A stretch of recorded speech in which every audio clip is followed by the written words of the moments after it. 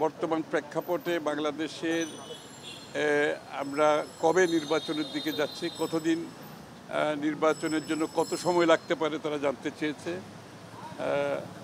এবং নির্বাচনী কর্মকাণ্ডের জন্য কি কি পরিবর্তন দরকার সেগুলো কিভাবে এগুচ্ছে সে ব্যাপারে জানতে চেয়েছে।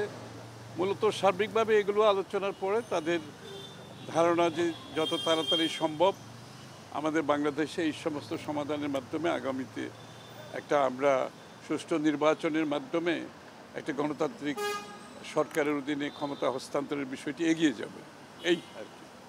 আপনি কি নির্দিষ্ট কোনো সময় কিংবা প্রয়োজনীয় সংস্কার করে দ্রুত নির্বাচনের বিষয়ে তাদেরকে কোনো ধরনের না, সময়ের ব্যাপারে তো আমরা তো যৌক্তিক সময় তো বলেই যাচ্ছি। এখন এই সময়ের যৌক্তিকতা বিচার বিবেচনা করার যারা যারা এখানে স্টেক হোল্ডার আছে সবাই তো বিবেচনা করবে সময়টা।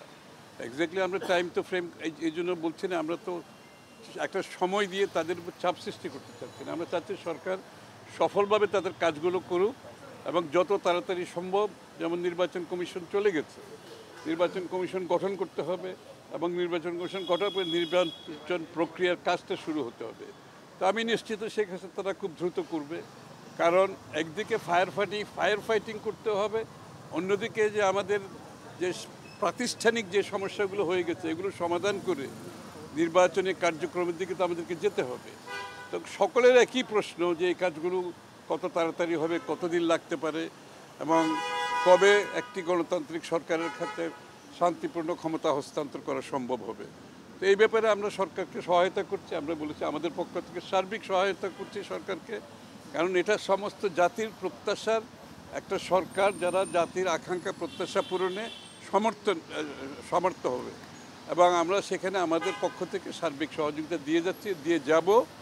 এবং বিষয়গুলো আজকে বাংলাদেশের মানুষের যে নতুন স্বপ্ন দেখছে, যে আগামীর বাংলাদেশ দেখছে, এটা আমরা সবাই মিলে করতে হবে, এটা তো কেউ একা করতে পারবে না।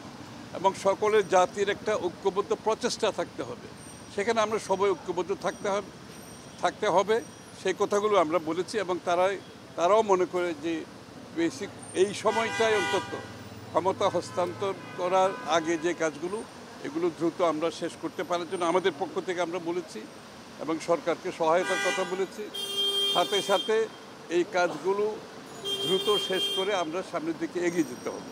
ভাই আপনি দেখেছেন যে আচ্ছা, একটা হচ্ছে যে আপনি দেখেছেন যে এই যে সংস্কারের অংশ হিসেবে সারা দেশে যে ডিসি নিয়োগ হচ্ছে, এটি নিয়ে গতকাল অপ্রীতিকর ঘটনা দেখছেন। তো এটা কি কোনো অশনি সংকেত কিনা? সচিবালয় গতকালকে আপনি দেখেছেন যে এটা গণমাধ্যমে এসেছে, 33টা জেলায় 34টা জেলায় ডিসি নিয়োগ করেছে। তো ডিসি এই নিয়োগ নিয়ে সচিবালয় জনপ্রশাসন মন্ত্রণালয়ের মধ্যে নিজেদের মধ্যে হাতাহাতি হয়েছে এবং এটা তো জনগণ খুব ভালোভাবে দেখার কথা না। তো এই পর্যবেক্ষণগুলো কিভাবে দেখছেন? আপনার একটা জিনিস বুঝতে হবে, গত 15-16 বছরের দেশের চরম রাজনীতিকরণ এবং ক্ষমতার অপব্যবহার এবং নিজেদের লোক বসানোর যে একটা প্রচেষ্টা ছিল দেশের, আজকে এই নির্বাহী বিভাগে আজকে বস্তুতপক্ষে একটা দলীয় নির্বাহী বিভাগ ছাড়া তার কিছু বাকি নাই।